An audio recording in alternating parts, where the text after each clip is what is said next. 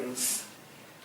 WIZO is an incredible Zionist movement doing a huge work in Israel and all over the world on behalf of society, on behalf of the Jewish people and the state of Israel.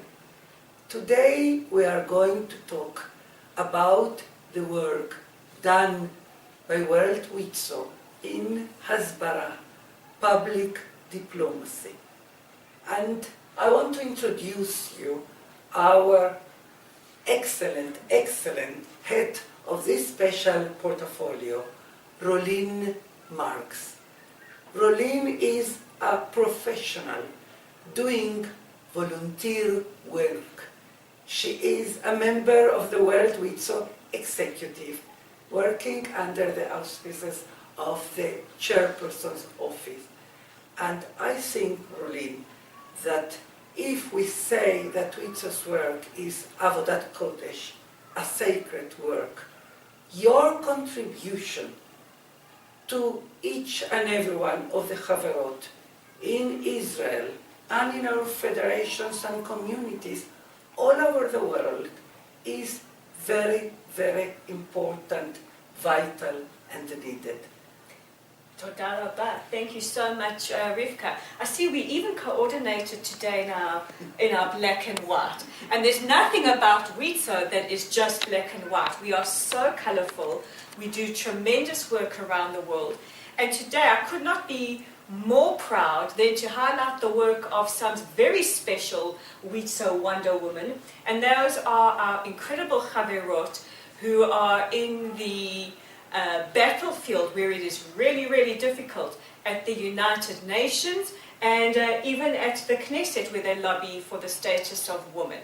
So I think, Rivka, let's go back in time and let's discuss a little bit about how it was that WIZO got to the United Nations. Bravo.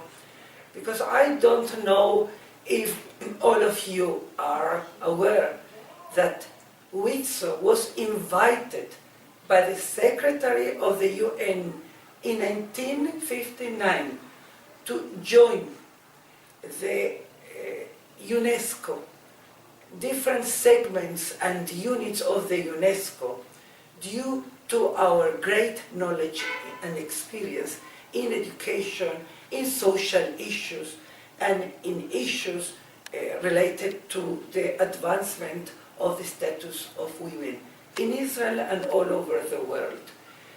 I would like to stress, my dear Rolene, that one of the main characteristics of WIZO, and we are very, very much appreciated because of that, is that we are ready to share our knowledge and experience with other people, with other countries. We are a non-party organization. We are a most humanistic organization. The moment we share what we all need all over the world, that means to improve the life of children, of women, of youth at risk, of the elderly, of all those who need us in the different civil societies, we are approaching the peace between the people, because we are all human beings. In addition, because in those organisms, at times there are cries against Israel, and they try to pass decisions or resolutions which just have nothing to do with the status of women, with the rights of children, with social issues. We are there like true ambassadors of WIZO and of Israel in order not to allow, to introduce this politicization of these issues and not to allow to attack the state of Israel. Now, we have representation at the UN at its three main bodies, in New York, in Geneva, and in Vienna, where we have an army of, really, in my opinion, true Wonder Women. And I know we speak of Wonder Woman, we think of a Gal Gadot who plays Wonder Woman, but these are true WIZO Wonder Woman. Now, when we talk about the United Nations, I know that for me, for you, I know for our Chaverot that are watching this, your blood pressure starts to rise, your blood starts to boil, because sadly all these issues have become politicized. If we go back a little bit in history, we go back to 1975, with the Russian-sponsored resolution that Zionism equals racism, the whole kind of mood at the United Nations changed. And it really has become incumbent on our Chaverot who do represent us to not only stand up against attempts to delegitimize the state of Israel or call into question her existence or call her a racist state, but they work, in addition to their incredible work in advancing the status of women. I know we have Chaverot who work with issues of gender equality in employment and Salagy suffragette. I know that we have Chaverot that work on women's health issues. We have Chaverot who make sure that issues of Holocaust remembrance and education are put forward. Who can forget the incredible work that our Chaverot are also doing in building bridges with minority communities. I think we can all be so proud of our Chaverot who showcased the incredible olive tree project to the United Nations to show that Israel is not just political, it's not just, as we are wearing, black and white, but there are so many elements, colors, communities that we bring together, and WIZO is part and parcel of not just showcasing this, but lobbying effectively, making sure that resolutions that are accusatory towards Israel are not passed. It really is phenomenal work, and I think for me, it is the toughest battlefield that we are facing right now. It is true, it is tough, but our women, our Chaverot, do it with love, and in addition, they don't lose the focus of the main issues of the different aspects of the commissions, if it's status of women, or children, or youth, and so on. And this is important. I know that several weeks ago, in an official event, one of the ambassadors approached me and said to me, Rivka, today WIZO is one of the main ambassadors of the state of Israel, because everything you do is not connected with politicization, with hostile issues and so on, and because you share it with other countries.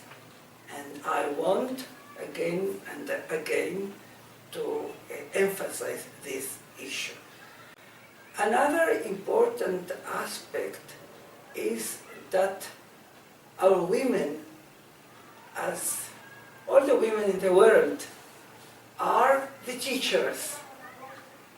And when we have a lot of very, very hostile propaganda against the state of Israel, which comes to the media, which reaches our youngsters, and many times catches them against Israel, against what is going on here, I think that WIZO can and does bring the news of every day of what is happening in the state of Israel, of what we call Israel Hayafa, Israel the beautiful. And so it's important for us also, all over the world, in our federations, in the communities, to tell about Israel Hayafa through the work we are doing, which covers all the life cycle from birth until the old age. And it's important to see other aspects, like the olive tree.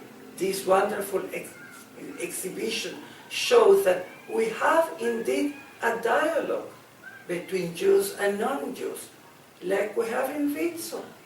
in all over the world, all over Israel, we have people from different cultures, from different backgrounds, coming together, including if it's a daycare center, or if it's a youth center, where you have diverse population living together, working together, studying together.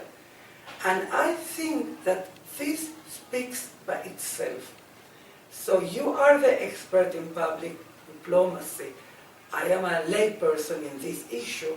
On the other hand, I see that when people get together, and I believe in it, and see that we are all made B'Tselem, okay? In Hebrew, it means we are all made like the figure of God, okay? We are all the same, we are human beings. And bringing together people, having dialogues about social and educational issues, maybe will help us to have a better world in Israel and all over the world. One of the concerns that we have today is that those that wish to, or Israel's detractors, cannot defeat us militarily.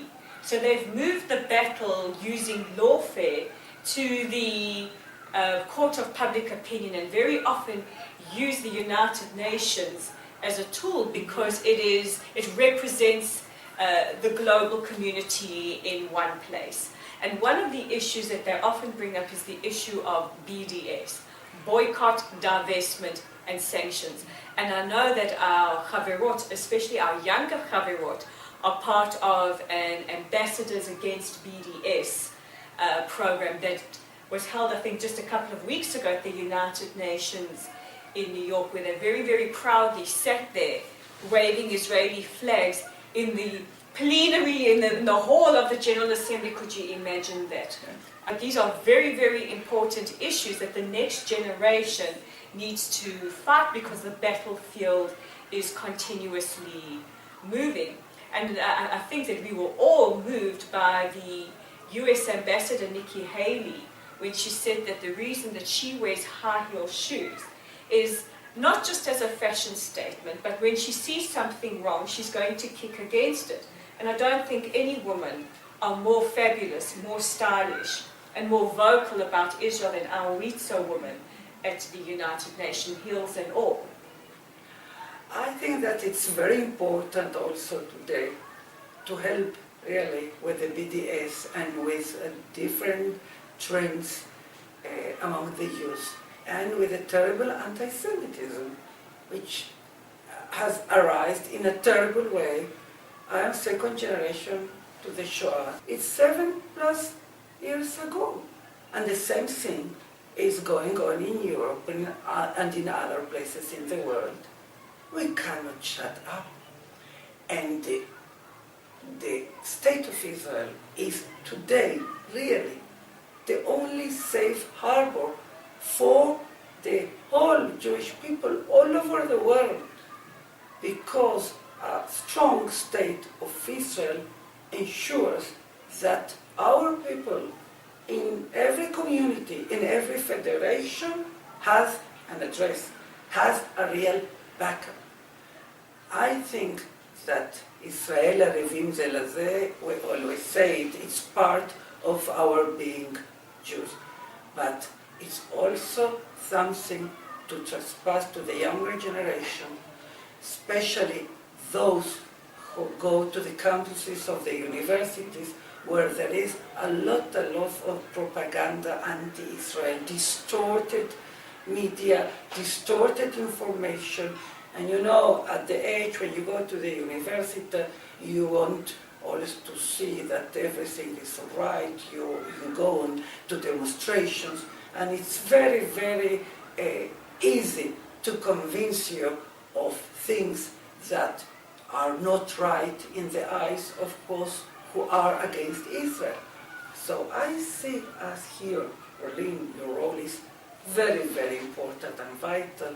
I think that the role of WIZO has always been and today is even more important than ever in every issue, in every area in which we work, but also and most especially in Hasbara and public diplomacy, giving the right information to our Haverot, to our people, giving them the tools, connecting them with the different organizations or people all around the world.